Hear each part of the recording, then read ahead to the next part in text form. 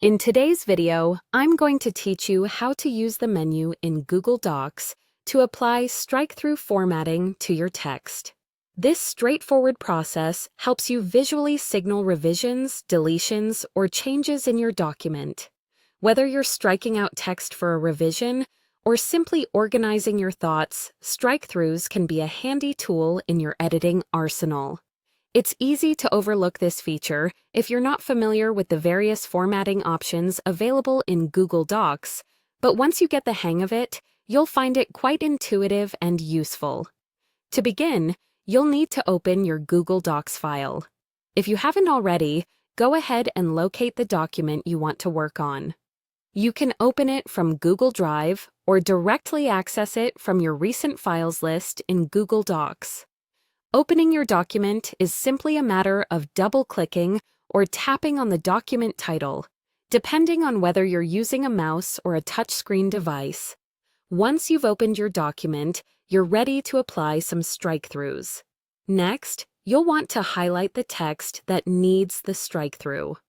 You can do this by clicking and dragging your cursor over the specific text, or if you're on a mobile device, by pressing and holding on the text before adjusting your selection.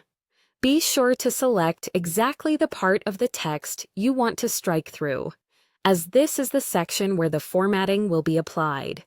If you need to select multiple portions or separate sections within your document, you'll need to repeat this highlighting step for each one.